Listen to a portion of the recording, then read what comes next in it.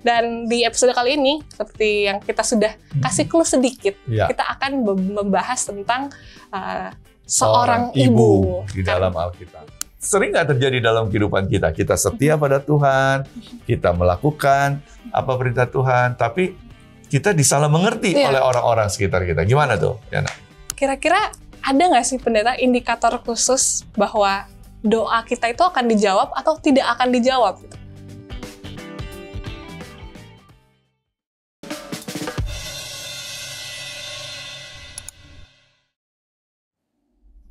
Shalom teman-teman Faithbook, dimanapun teman-teman berada, kita balik lagi di episode Faithbook yang baru. Dan seperti biasa, kita akan membahas tokoh-tokoh Alkitab yang menginspirasi, tapi semoga teman-teman di rumah dalam lindungan Tuhan dan juga berkat Tuhan.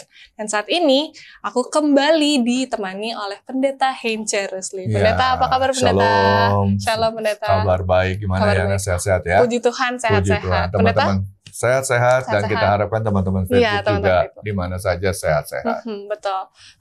Teman-teman Facebook seperti biasa nih Pendeta, kita nggak bosan-bosan nih untuk ingetin teman-teman Facebook dimanapun teman-teman berada saat ini untuk login sama-sama dengan kita dengan cara subscribe di channel YouTube dari Facebook ini dan juga follow seluruh sosial media dari Hope Channel Indonesia. Dan Pendeta, kalau teman-teman di rumah nih punya requestan secara khusus atau tokoh-tokoh Alkitab nih Pendeta yang mereka ingin tahu secara lebih lanjut, boleh ya Pendeta? Boleh tinggal kirim saja ke Hope Channel, nanti kita akan bahas ya. Kita akan bahas di episode selanjutnya. Dan teman-teman juga jangan lupa untuk share video ini via episode kali ini supaya bisa menjadi berkat buat teman-teman yang lainnya. Nah, seperti biasa Pendeta, kita kan akan membahas tokoh Alkitab nih. Tokoh Alkitab. Tapi karena menyambut Hari Ibu nih Pendeta. Iya ya, Hari Ibu. Kita akan menyambut Hari Ibu, kita akan membahas tentang ibu. Tentang seorang ibu Tentang seorang ibu. Tapi sebelum kita bahas tokoh Alkitab ini, aku mau tanya dulu ke Pendeta nih. Aku mau tanya ke Pendeta, memori yang paling indah apa yang Pendeta punya bersama dengan Ibu Pendeta? Oh iya. Ya kalau maksudnya ibu dari pendeta ya, bukan ibu pendeta. Ya kalau kita sebagai anak, saya yakin kita memiliki banyak kenangan banyak kenangan dengan ibu kita. Ya begitu juga teman-teman Facebook pun pasti memiliki kenangan. Nah seperti yang sudah saya katakan bahwa saya ini lahir dan dibesarkan hanya oleh ibu, karena ayah saya sudah tidak ada, sudah meninggal. Sehingga kenangannya terlalu banyak. Kenangannya terlalu banyak. Cuma satu hal yang saya selalu ingat dari ibu saya itu adalah kata-kata dia yang sampai saat saya sudah umur 50 tahun ini saya selalu ingat. Dia selalu bilang bahwa kita tidak boleh melupakan kebaikan orang lain kepada kita, karena kalau kita lupakan kebaikan orang tersebut, itu sama saja kita melupakan kebaikan Tuhan, karena Tuhan yang menggerakkan hati orang itu berbuat baik pada kita. Jadi itu sih. Kalau kenangan banyak sekali lah. Tapi kata-katanya yang saya ingat, ibu saya sudah almarhumah ya saat ini. Itulah kata-kata yang selalu saya ingat. Untuk supaya kita tetap berterima kasih pada Tuhan melalui kebaikan orang-orang. Amin. Wah luar biasa ya. Kalau dari aku pribadi ya. Nah ya gimana? Aku sih kenangan sama seperti Pendeta. Ini juga kita sudah bahas di episode selanjutnya. Nah, kalau teman-teman belum lihat episode selanjutnya, nonton dulu episode ini sampai habis, baru nonton episode sebelumnya supaya teman-teman tahu. Jadi aku dan Pendeta juga kurang lebih kisahnya sama, tinggal dan tumbuh hanya bersama dengan ibu. Dan kalau aku Pendeta karena ibu aku, mama aku itu single parents dan harus kerja dan banyak kerja keluar kota, jadi jarang Pendeta, kalau dikasih nasihat ada sih, tapi biasanya jangan nakal gitu-gitu lah Pendeta. Tapi kalau memori aku secara khusus yang aku ingat itu sebelum mamaku banyak pergi keluar kota, mama itu selalu menyempatkan aku dan adikku untuk antar ke sekolah naik mobil. Jadi memori paling indahnya itu sih Pendeta. Waktu setiap diantar, pagi, waktu diantar pagi-pagi kita nyanyi sama-sama di mobil, macet-macetan sama-sama di mobil. Jadi itu yang paling indah dari memori bersama-sama dengan mama aku.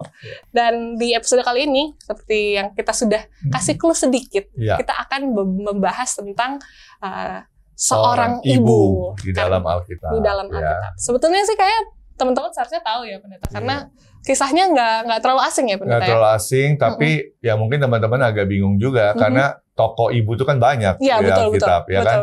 Di mana nih tokohnya yang mau dibahas kali ini? Di Perjanjian Lama kah? Di Perjanjian Baru kah? Nah, kita tetaplah untuk mengikuti acara ini supaya kita tahu pelajaran yang indah dari tokoh seorang ibu yang ada di Alkitab. Betul. Jadi teman-teman kalau udah penasaran, teman-teman jangan kemana-mana, tetap di Facebook.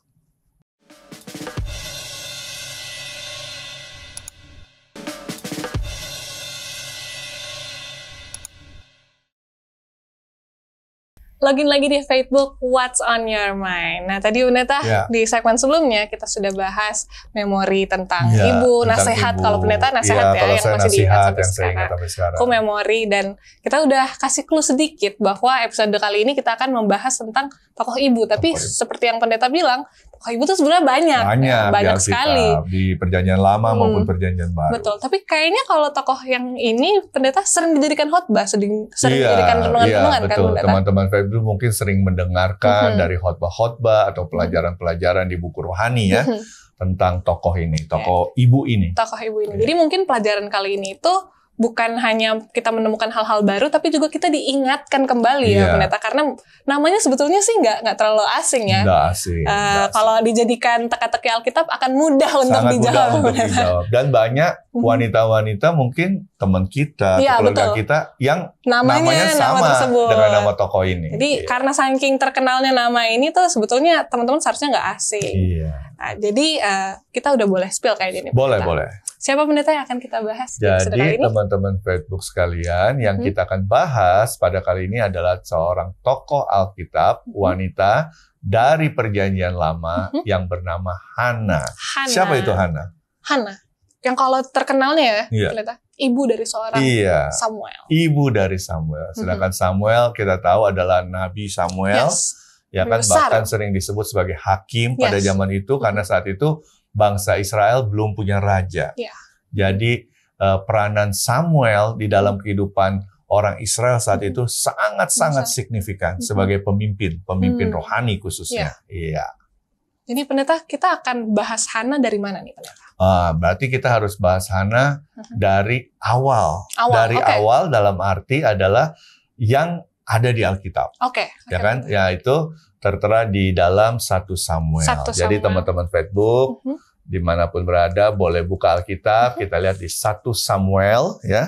1 Samuel kita akan baca nanti, tapi sebelumnya saya mau kasih sedikit tambahan kali buat Hana. Karena kita kan semua udah tahu cerita ya. Kebanyakan kita udah tahu cerita tentang Hana. Ya, jadi Hana ini original name-nya atau nama aslinya itu dari bahasa asli Ibrani itu Chana ditulisnya. Jadi H-A-N-N-A-H. Chana. Chana itu artinya grace atau anugerah, kasih karunia. Ya. Jadi Hana ini menikah bertahun-tahun dengan suaminya yang namanya Elkana, dan dia tidak punya anak. Sedangkan Elkana memiliki istri yang lain bernama Penina, punya anak. Jadi dibully terus Hana, dan itu membuat dia sedih. Setiap tahun Hana itu selalu ikut suaminya untuk datang berdoa di bait Allah atau di gereja lah kalau zaman sekarang. Nah, sekarang kita buka 1 Samuel pasal 1, kita mulai di ayat 10 sampai 14. 1 Samuel 1 ayat 10 sampai 14. Ya. Dengan judul perikop lahirnya Samuel. Dan dengan hati pedih ia berdoa kepada Tuhan sambil menangis terseduh-seduh. Kemudian bernazarlah ia, katanya, Tuhan semesta alam, jika sungguh-sungguh engkau memperhatikan sengsara hamba-Mu ini dan mengingat kepadaku dan tidak melupakan hamba-Mu ini, tetapi memberikan kepada hamba-Mu ini seorang anak laki-laki, maka aku akan memberikan dia kepada Tuhan untuk seumur hidupnya dan pisau cukur tidak akan menyentuh kepalanya. Iya, jadi Hana saat ada di dalam bait Allah atau dalam gereja lah ya, kalau zaman sekarang dia berdoa. Dia mengambil satu tempat khusus sendirian, dia berdoa. Yang pastinya dia berdoa ini dalam hati ya. Ataupun kalau dia ucapkan pasti pelan-pelan, nggak teriak-teriak.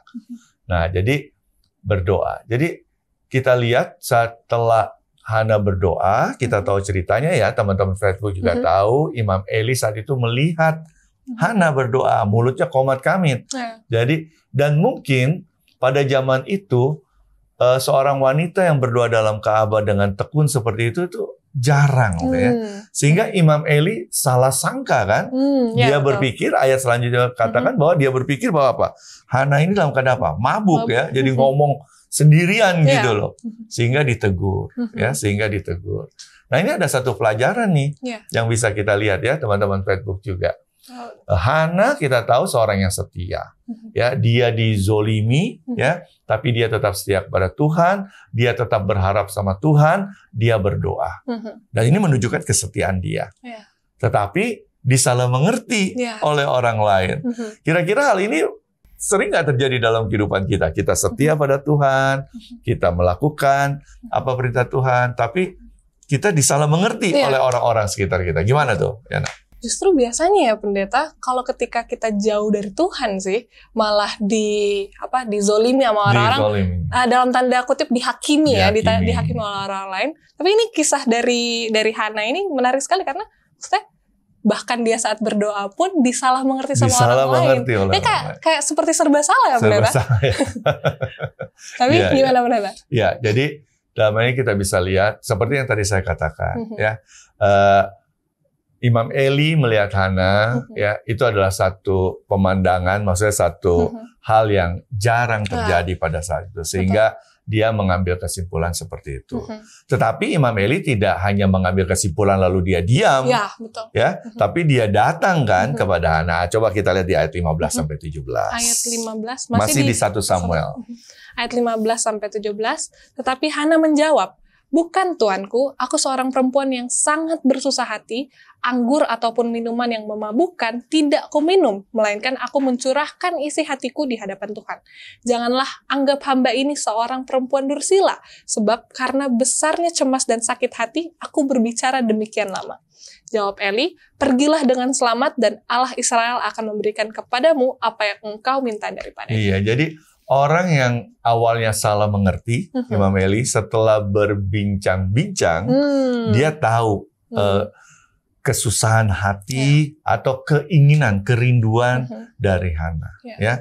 Dan dia menyampaikan satu pesan ya, seperti sebuah nubuatan bahwa pergi, apa yang kau inginkan itu akan terjadi kepadamu. Nah, kita lihat di sini teman-teman Facebook bahwa Hana bukan baru pertama kali berdoa, lalu bertemu dengan siapa? Imam Eli, lalu berbincang-bincang. Itu sudah terjadi bertahun-tahun, ya, bertahun-tahun. Dan Hana tetap tekun berdoa, memohon apa yang menjadi kerinduan hatinya. Dalam hal ini adalah dia mau memiliki seorang anak, ya, dan spesifik ya, anak laki-laki. Dan Imam Eli sebagai hamba Tuhan saat itu, dia dengan penuh keyakinan dia katakan, apa yang kau rindukan, apa yang kau inginkan akan menjadi apa? Menjadi kenyataan. Dan terbukti, terbukti. Tapi pendeta ada satu deh, yang pendeta sempat mention adalah apa yang dilakukan oleh Imam Eli. Itu dia menegur, dia lihat dari jauh, dia berprasangka mungkin tidak baik. Sampai dia bilang bahwa dia ini jangan kamu mabuk gitu kan. Tapi biasanya pendeta, mungkin aku juga salah satu pelakunya itu suka kayak gitu pendeta, ngelihat sesuatu nih misalnya, sesuatu yang tidak seharusnya terjadi, tidak lazim. Aku cuma sampai lihat dan berprasangka tidak baik, menilai. Dan biasanya penilaiannya negatif. Dan bahkan mungkin, aduh ya Tuhan tolong aku, bahkan menjadi pemberi kabar yang tidak baik ketika melihat hal itu yang tidak benar. Aku sebarkan. Tapi ini hal yang luar biasa yang diberikan contoh kepada Imam Eli dari Imam Eli adalah ketika dia melihat sesuatu yang tidak lazim, dia datangi. Dan dia bercoba diskusi. Dan setelah dia diskusi pun dia akhirnya melihat bagaimana Hana itu sangat sedih, diluapi oleh banyak kesedihan di dalam kehidupannya, dan akhirnya mendoakan dan bernubuat ya tadi seperti yang pendeta bilang. Itu juga boleh menjadi contoh buat kita. Jangan hanya stop di cuma lihat prasangka dan lebih parah lagi malah menyebarkan berita-berita tidak baik tersebut. Kita harus mengambil contoh dari Imam Eli bahwa ketika kita melihat sesuatu nih, misalnya orang-orang di sekitar kita yang berperilaku tidak lazim, kita dekati ya pendeta, kita dekati dan kita tanya ada apa, dan setelah itu mungkin selanjutnya kita doakan ya pendeta. Ada dialog ya. Ada dialog. Jadi saya tambahkan sedikit melalui apa yang tadi di-highlight oleh Yana, bahwa di dalam kehidupan kita memang seperti itu yang terjadi. Ya, di mana kita sering berprasangka dengan seseorang atau sesuatu lah ya. Betul. Yang terjadi itu kita menilai dengan menilai dengan penilaian kita sendiri, betul. Ya. Padahal penilaian kita terbatas. Ya. Lalu kita ambil kesimpulan, lalu seperti dikatakan tadi, kita kasih tahu ke orang-orang, padahal belum tentu kesimpulan kita adalah hal yang benar. Betul. Imam Eli sangat bagus, dia cross check ya istilahnya. Dia lihat dari jauh pemandangan yang tidak lazim, seorang ibu-ibu seperti qomat kamit di dalam Ka'bah, di dalam Bait Allah, lalu walaupun dia sudah ada persepsi mabuk, lalu dia sampaikan persepsi dia, kamu mabuk seperti mabuk, lalu Hana tadi jawab ayat 15-17 bahwa aku tidak mabuk, aku orang yang bersusah hati, punya kerinduan, aku orang yang setia kepada Tuhan. Dan pada saat mereka bercakap-cakap yang singkat, Imam Eli sebagai seorang hamba Tuhan yang berpengalaman tentunya saat itu, dia tahu bahwa yang di hadapan dia adalah seorang wanita yang tulus, yang benar-benar memiliki kerinduan untuk mendapatkan apa cita-citanya. Karena dia tidak sebut ya anak betul. Tapi Imam Eli dengan yakin, dengan tegas dia katakan, apa yang kamu inginkan itu, yang kamu rindukan, akan menjadi kenyataan, dalam arti Allah yang akan menyanggupinya, ya menggenapinya. Itu dia pelajaran bagus juga itu ya. Luar biasa. Ya. Nah, terus kita next kemana? Ya, jadi sesudah itu kita lihat di ayat 20, masih di kitab 1 Samuel. Ya. Aku bacakan ya, pendeta. Ya, silakan. Ayat 20, maka setahun kemudian mengandunglah Hana dan melahirkan seorang anak laki-laki. Ia menamai anak itu Samuel, sebab katanya, aku telah memintanya daripada Tuhan. Iya, jadi kita lihat nih, menarik nih ya, buat teman-teman Facebook juga. Ibunya namanya Hana, yang artinya anugerah. Anaknya yang dia rindu-rindukan, akhirnya dia dapatkan 1 tahun sesudah dia berbicara atau berdialog dengan Imam Eli, dia beri nama Samuel. Yang artinya yang diminta dari Tuhan, ya kan? Nah, bukankah anugerah itu adalah pemberian Tuhan? Jadi sebenarnya nama Hana dan nama Samuel putranya itu relate ya, berhubungan erat sekali. Hana anugerah, itu adalah pemberian Tuhan. Samuel adalah objeknya, benar-benar itu merupakan satu anugerah, ya kan? Jadi Samuel itu sebenarnya Hananya si Hana, maksudnya anugerahnya si Hana. Pada saat apa? Samuel lahir, ya 1 tahun kemudian sesudah Imam Eli nyatakan apa yang kau rindukan akan Tuhan genapi ya, apa Tuhan kabulkan. Jadi dikasih namalah Samuel, ya, itu yang diminta dari Tuhan. Tapi pendeta, ini juga salah satu poin yang menarik nih pendeta. Kan dijelaskan di ayat 20 itu, maka setahun kemudian. Berarti ada gap dari pertemuan antara Hana dan Imam Eli, ada gap setahun nih. Ada 1 tahun. Itu kalau sebagai manusia biasa ya pendeta, kalau aku sih, kayaknya aku akan meragukan sih. Karena 1 tahun disuruh tunggu gitu pendeta. Dan itu kayaknya menjadi pelajaran untuk kita semua, bahwa kadang-kadang jawaban doa dari Tuhan itu ada gapnya dulu, nggak instan, nggak besoknya. Di Alkitab tidak dikatakan bahwa besoknya Hana langsung mengandung. Ada 1 tahun.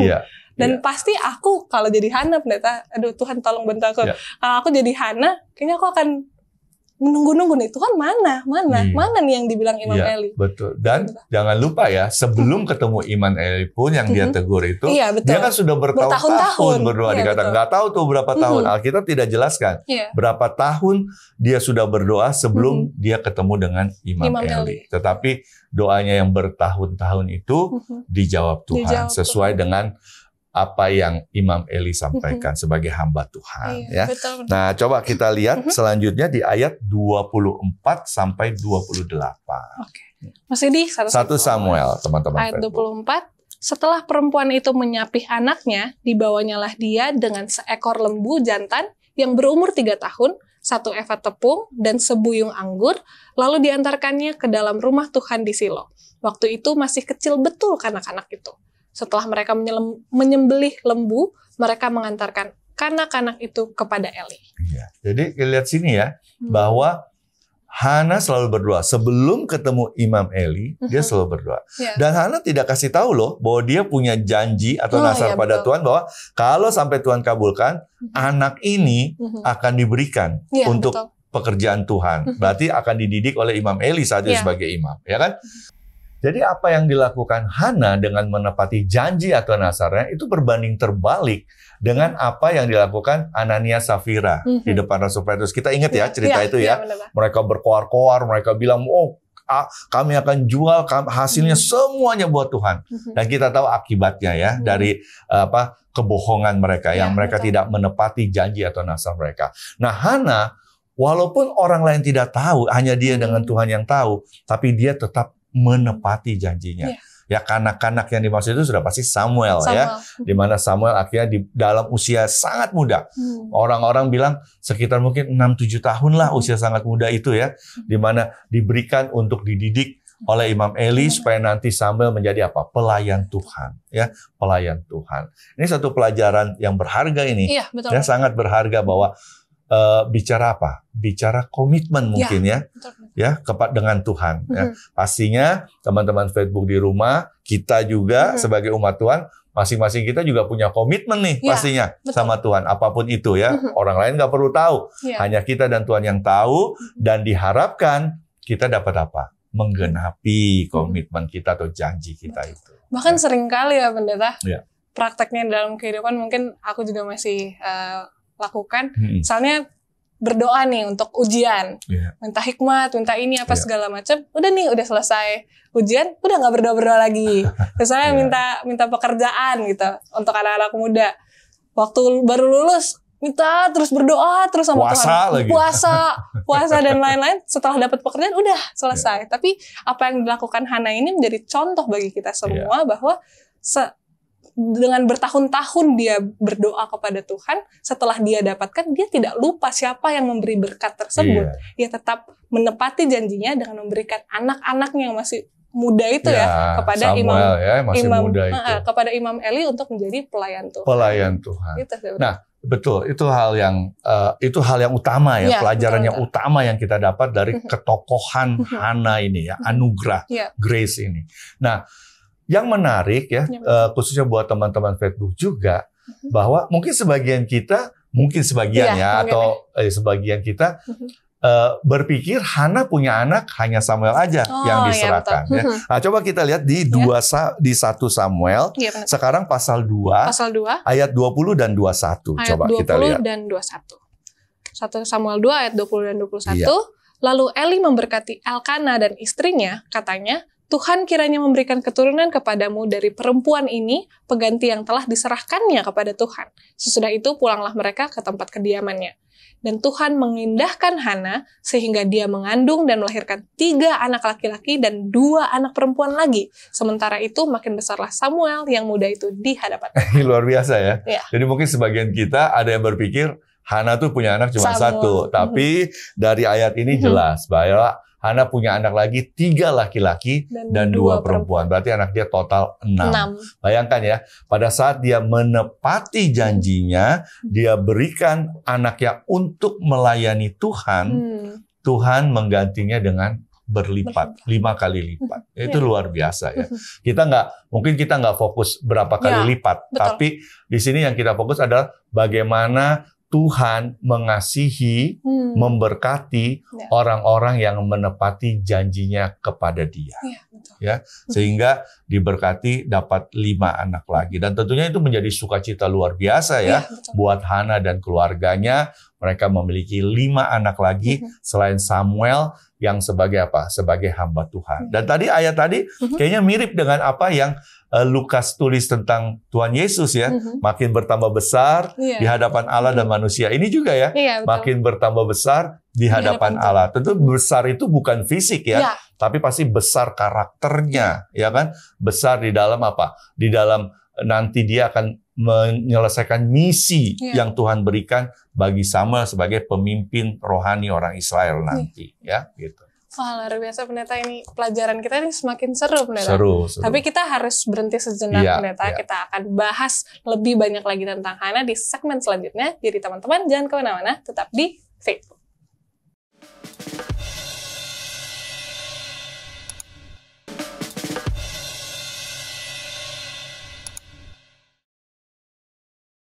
Lagi-lagi di Facebook, What's on Your Mind. Pendeta, tadi kita udah bahas nih beberapa hal mengenai Hana. Itu yang pertama, dia itu dibully ya. Dibully awalnya, dibully sama istri lain dari Elkana, yaitu Penina, karena tidak punya anak. Lalu yang kedua, dia diberikan prasangka tidak baik oleh Imam Eli kan Pendeta. Saat melihat dia berdoa sendirian. Terus kita juga sudah belajar bahwa dari Imam Eli bahwa jangan cuma berprasangka tidak baik, tapi lakukan dialog ya Pendeta. Lakukan dialog supaya kita mengetahui apa yang terjadi sebenarnya. Lalu setelah itu kita ada belajar lagi tadi tentang bagaimana akhirnya Tuhan memberikan jawaban untuk doa dari Hana, tapi setahun kemudian. Nggak instan jawaban doa Tuhan. Jawabannya nggak instan. Terus ada apa lagi tadi Pendeta? Hana menepati janjinya dengan menyerahkan Samuel untuk dididik oleh Imam Eli sebagai pelayan Tuhan. Dan yang paling terakhir tadi di segmen terakhir tadi adalah tidak cuma Samuel saja ya Pendeta, tapi juga Hana mendapatkan berkat 5 kali lipat dalam hal anak mendapat 5 anak lagi. Padahal, tapi intinya bukan soal kuantitasnya, tapi kualitasnya, bahwa Tuhan sangat memperhatikan dan memberkati orang-orang yang menepati janjinya kepada dia. Betul. Itu dia. Padahal ya Pendeta, kalau mau dibilang yang diminta itu cuma 1 anak gitu. Tapi Tuhan kasih memang dia 1 anak dan spesifik, 1 anak laki-laki. Dan ternyata Tuhan kasih tambah 3 anak laki-laki dan 2 plus 2 anak perempuan. Jadi luar biasa ya. Jadi memang kasih Tuhan itu gak cuma sampai seperti yang kita pikirkan aja ya Pendeta. Kadang kasih Tuhan itu Tuhan memberikan lebih dari apa yang kita pikirkan, kita idam-idam. Nah, itu sama seperti Hana kan. Saat dia berdoa bertahun-tahun bertahun-tahun itu doa dia fokusnya cuma apa? Seorang putra, ya kan? Betul. Jadi kita lihat di sini bahwa apa? Kita manusia jika melihat kehidupan kita itu seperti kita melihat tembok dari jarak dekat. Jadi kita hanya melihat tembok itu aja. Sedangkan Tuhan dapat apa? Menarik kita dulu ke belakang untuk dapat melihat tembok lebih apa? Lebih luas lagi kan? Sehingga kita tahu yang mana yang ada bercak-bercaknya, nodanya, tembok yang bersih yang mana dan sebagainya. Nah, jadi seringkali kita lupakan itu, ya. Kita seringkali lupakan itu. Tetapi tidak ada salahnya kita berdoa kepada Tuhan secara spesifik, ya. Dan ini benar, karena tadi Pendeta udah sempat mention bahwa dan kita juga sudah bahas, Hana ini dia berdoa selama bertahun-tahun. Aku mau bertanya nih, Pendeta. Gak apa-apa ya Pendeta, aku tanya ya. Iya, silakan. Kira-kira ada nggak sih Pendeta indikator khusus bahwa doa kita itu akan dijawab atau tidak akan dijawab? Gitu? Jadi kayak apakah kita harus ada salah satu doa yang memang harus bertahun-tahun, atau ada doa yang dijawabnya instan, atau gimana Pendeta? Iya, jadi teman-teman Facebook kita lihat ya. Kita lihat dulu secara garis besarnya. Ya, jadi jawaban doa itu seperti kita tahu kan ada 3. Ada yang iya, ada yang tidak, ada yang tunggu. Kalau iya gampang, langsung ketahuan. Tapi kalau tidak dan tunggu itu kan kita bingung untuk identifikasinya. Ini tidak, jawabannya atau tunggu. Betul. Nah, bagi teman-teman Facebook yang sudah menjadi orang tua, ini saya kasih ilustrasi kasih ilustrasi. Pada saat anak kita berusia 5 tahun, lalu dia berulang tahun, biasanya anak-anak ada ya, mau hadiah apa gitu ya. Betul. Terus kalau dia bilang gini hadiahnya, saya mau motor. Apa respon kita sebagai orang tua? Apa kita langsung belikan motor? Enggak kan? Kita akan bilang tunggu dulu ya. Sampai umur 17 mungkin punya SIM, punya baru tunggu. Nah, tapi kalau anak umur 5 tahun berulang tahun terus kita bilang mau apa hadiahnya Nak? Terus dia bilang saya mau pistol beneran. Waduh. Bagaimana? Apa kita bilang tunggu ya, tunggu kamu. Ini bisa juga mungkin kita bilang tunggu kalau dia berprofesi nanti jadi polisi atau angkatan darat. Tapi secara umum biasanya kita kan bilang tidak. Ya kan? Berarti dari sini kita bisa lihat kita orang tua, manusia biasa yang punya keterbatasan dalam segala hal, kita bisa memilah apa yang anak kita butuhkan saat ini, apa yang saat nanti, atau dia sama sekali tidak butuhkan. Jadi dalam hal ini kita bisa lihat teman-teman Facebook untuk mengidentifikasi ya jawaban doa itu tidak atau tunggu, kita harus evaluasi doa kita. Kita kan diberikan hikmat akal budi. Apakah yang saya minta ini adalah kebutuhan kita ini, atau yang saya minta ini cuma keinginan? Ya kan? Bisa saja kalau itu bukan satu kebutuhan, dijawab tidak. Atau belum butuh sekarang. Betul. Butuhnya apa? Nanti. Itu identifikasi kita secara manusia biasa. Tetapi di dalam Alkitab ada tuh beberapa syarat yang Tuhan berikan. Apa tuh? Contohnya coba, kamu baca di Yakobus 5 ayat 16. Teman-teman Facebook juga boleh buka Alkitab ya, Yakobus 5 ayat 16. Apa nih Mbak? Yakobus 5 ayat 16 dengan judul nggak usah lah ya, judul paragraf. Yakobus 5 ayat 16, karena itu hendaklah kamu saling mengaku dosamu dan saling mendoakan supaya kamu sembuh. Doa orang yang benar bila dengan yakin didoakan sangat besar kuasanya. Jadi satu, pada saat kita berdoa, kita itu harus nggak ada beban. Dalam arti kita nggak lagi dalam keadaan dendam sama orang lain. Betul kan? Kata-kata itu jelas ya. Supaya kamu saling mengampuni. Tuhan Yesus juga mengajarkan doa Bapa kami kan, ampuni kesalahan kami seperti kami mengampuni orang yang bersalah pada kami. Jadi nggak ada beban. Jadi kita harus evaluasi saat saya berdoa ini. Pertama isinya, permintaannya, permohonannya, butuh atau enggak ini buat saya. Atau kalaupun ini satu kebutuhan, bisa jadi kebutuhannya bukan sekarang tapi nanti gitu ya. Yang kedua adalah evaluasi diri sendiri. Saat kita berdoa memohon itu, kita sedang dendam nggak sama orang, lagi benci nggak kita sama orang lain. Betul. Sehingga itu menjadi penghalang kan, jelas dikatakan. Ya. Dan kedua, kita lagi hidup benar nggak? Karena jelas kan, orang yang hidupnya benar, doa orang yang hidupnya benar kan. Jadi ada dua indikasi kalau saya lihat, indikator. Pertama adalah permohonan, isi doa kita itu sendiri. Sebenarnya butuh atau enggak? Gitu. Ya tentunya kalau seorang anak-anak muda seperti anak-anak muda yang teman-teman Facebook juga, saya yakin banyak kan anak muda nih ya yang menonton ini ya, yang mencari pekerjaan itu sudah pasti kebutuhan. Mungkin mencari jodoh juga udah pasti kebutuhan, ya kan? Nah hal itu ya kalau belum dijawab sekarang, yakinlah akan dijawab nanti. Tunggu. Tapi sembari menunggu jawaban nanti itu, evaluasi diri, ya kan? Betul. Apakah masih ada rasa dendam ke orang lain, rasa tidak bagus lah ke orang lain ya. Apakah hidup kita dekat sama Tuhan atau enggak? Karena ada banyak orang berdoa tapi nggak dekat hidupnya sama Tuhan gitu. Cuma berdoa aja karena dia rasa berdoa itu seperti ini. Seperti jimat gitu loh. Kalau berdoa pada Tuhan dijawab nih walaupun hidup kita jauh dari Tuhan. Nah, itu kan juga sesuatu yang tidak cocok dengan apa yang dikatakan di Yakobus 5 ayat 16. Ada juga Yesus katakan di dalam Matius pasal 6, kalau berdoa ya jangan bertele-tele, engkau harus rendahkan hati dan sebagainya. Jadi beberapa faktor itu bisa menjadi apa? Bisa menjadi penentu jawaban doa. Jadi apa yang saya sampaikan tadi, relate nggak kira-kira dengan kehidupan Hana? Sangat benar. Sangat ya. Karena apa? Satu, dia butuh. Ya, itu kebutuhan dia ya. Sebagai ibu, itu kebutuhan dia. Kedua, dia tidak ada, walaupun dia dizolimi oleh Penina, ada nggak di Alkitab katakan dia benci kepada Penina? Apalagi saat Imam Eli katakan, kenapa? Dia nggak bilang, oh saya butuh ini karena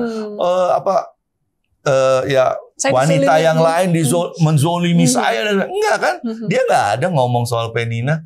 Itu menunjukkan apa? Walaupun dia disakiti, walaupun dia dizolimi saat itu, tapi dia tidak dendam.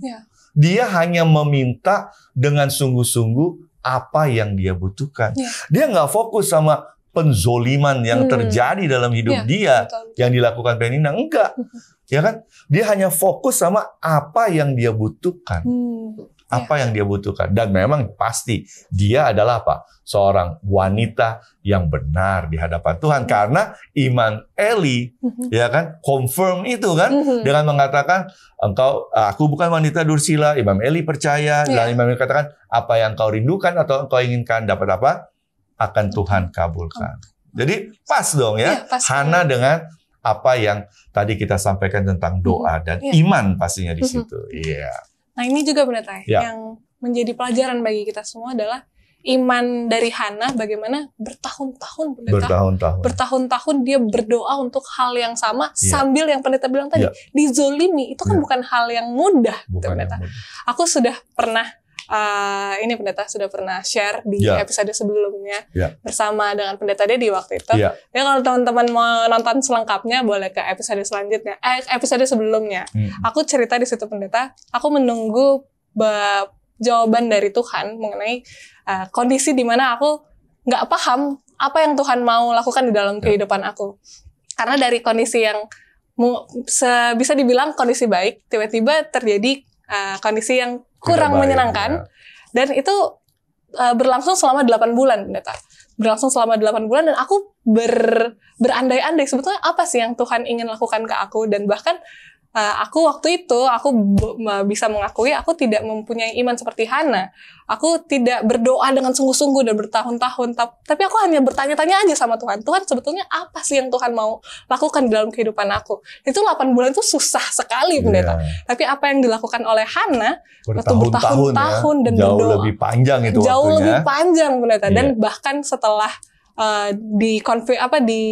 nubuatkan dalam tanda kutip dari Imam Eli pun diberi waktu lagi 1 tahun pendeta untuk menunggu sampai mempunyai lahirlah Samuel ya. Jadi pendeta itu iman yang sangat luar biasa yang dipunyai oleh Hana ketika berdoa bertahun-tahun tidak dijawab, itu luar biasa sekali. Iya, dan bukan cuma Hana ya. Kalau kita lihat teman-teman Facebook ya, kisah-kisah di Alkitab, apalagi kalau kita fokus nih penyembuhan-penyembuhan yang Tuhan Yesus lakukan. Iya, betul. Itu orang-orang yang disembuhkan kan cukup banyak yang menunggunya lama. Ada yang 38 tahun. Iya, betul. Ya kan di kolom itu bayangkan 38 tahun ya kan.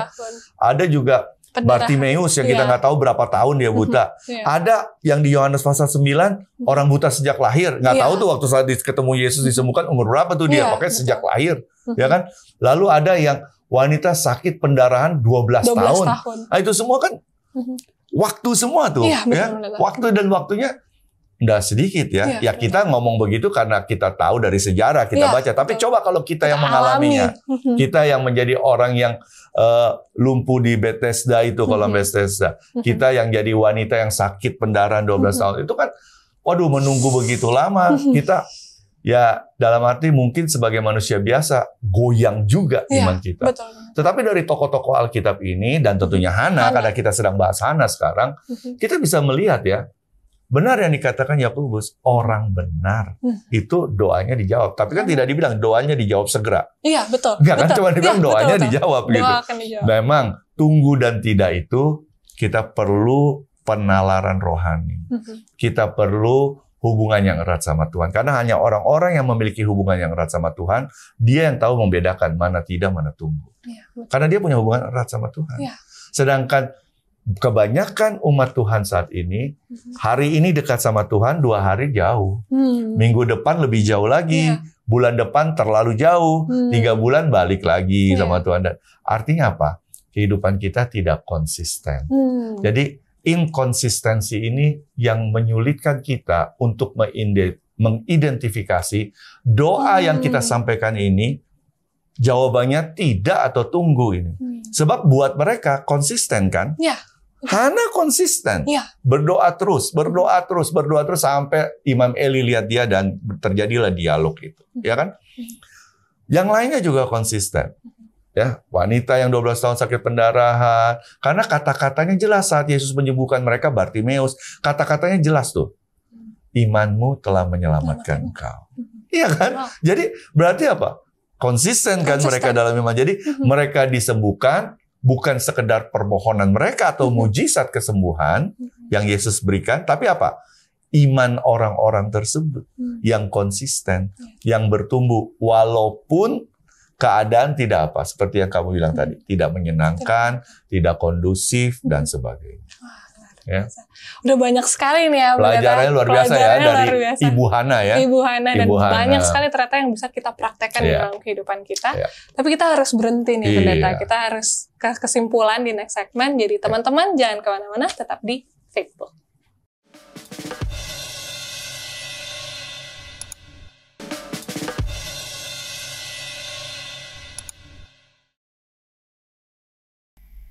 Login lagi di Facebook What's on Your Mind. Pendeta, tadi kita banyak sekali ya pendeta pelajaran-pelajaran dari Hana ini. Tapi kita harus ke kesimpulan. Kesimpulan, Ini seorang ibu ini nih menyambut hari ibu. Menyambut hari ibu, relate banget ya dengan ini apa hari ibu ini. Betul. Oke pendeta, boleh berikan kesimpulan. Pendeta. Baik, jadi teman-teman Facebook sekalian, kita bisa lihat bertahun-tahun Hana berdoa. Bertahun-tahun mungkin dia kecewa karena tidak mendapatkan jawabannya. Tetapi itu tidak menyurutkan imannya. Dia boleh kecewa, tapi dia tidak putus asa. Dia tetap berdoa dan berdoa karena itu yang dia tahu, bahwa dengan doa menyatakan imannya kepada Tuhan, dia akan mendapatkan apa yang dia butuhkan, bukan sekedar dia inginkan. Dan pada saat dengan ketulusan hatinya dia berjanji, jika Tuhan menjawab doanya, dia akan menyerahkan anaknya untuk menjadi pelayan Tuhan, dia tepati. Di mana banyak orang tidak menepati janji atau komitmennya kepada Tuhan. Hana menepatinya, dan Hana makin diberkati Tuhan. Dia memiliki 3 anak laki-laki yang lain dan juga 2 anak perempuan. Total 6 anak dari Hana dan Elkana, dan itu adalah berkat yang berlimpah. Dan berkat itu bukan cuma buat Hana dan bukan keluarganya, tapi berkat itu bagi banyak orang, khususnya orang Israel. Kenapa? Karena anak yang dia serahkan, Samuel, menjadi hakim yang adil, menjadi pemimpin yang selalu memotivasi orang Israel untuk hidup dekat dengan Tuhan dan menjadi contoh teladan yang baik. Sehingga banyak orang Israel di zaman kepemimpinan Samuel, mereka setia dalam kehidupannya. Jadi bukan cuma berkat bagi Hana secara pribadi, bukan hanya berkat bagi keluarga, tapi juga berkat buat orang banyak. Pelajaran yang bisa kita ambil adalah apa? Jika kita bisa setia kepada Tuhan, konsisten berhubungan erat dengan Tuhan, apa yang kita butuhkan kita minta, dan Tuhan nantinya kabulkan, itu bukan cuma berkat buat kita, bukan berkat buat keluarga kita, tapi juga berkat buat orang-orang sekitar kita, bahkan mungkin orang-orang yang jauh dari lingkungan kita, tapi mendapatkan dampak yang positif dari iman dan kesetiaan kita. Amin. Luar biasa, pendeta. Pendeta boleh tutup episode kita kali ini. Tuhan, kami sangat berterima kasih, suatu teladan yang begitu luar biasa Engkau berikan pada kami melalui kehidupan Hana. Biarlah Tuhan imannya yang teguh, kehidupan rohaninya yang selalu bertumbuh, kesetiaannya dan ketulusan hatinya untuk menggenapi janjinya kepada Tuhan, itu dapat menjadi bagian juga dalam kehidupan kami.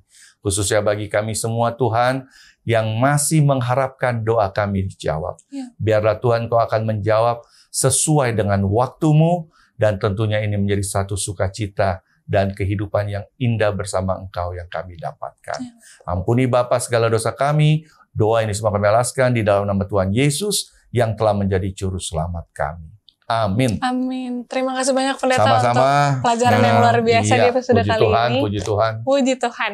Dan teman-teman dan pendeta, kita nggak lupa-lupa, nggak bosan-bosan untuk ingetin teman-teman semua untuk login sama-sama dengan kita dengan subscribe button tuh yang warna merah dipencet supaya jadi abu-abu, supaya teman-teman tidak ketinggalan episode-episode terbaru dari Facebook.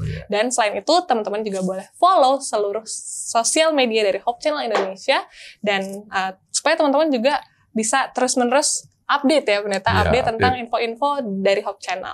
Dan teman-teman, kalau teman-teman punya tokoh Alkitab yang secara khusus ingin dibahas, silahkan leave komentar di bawah. Dan jika teman-teman punya kesaksian ataupun doa yang secara khusus ingin didoakan, boleh juga leave komentar di bawah. Demikian episode kita pada kali ini. Kita ketemu di episode selanjutnya, dan pendeta, selamat Hari Ibu. Selamat Hari Ibu. Selamat Hari Ibu untuk para ibu-ibu. Shalom, Tuhan memberkati kita semua.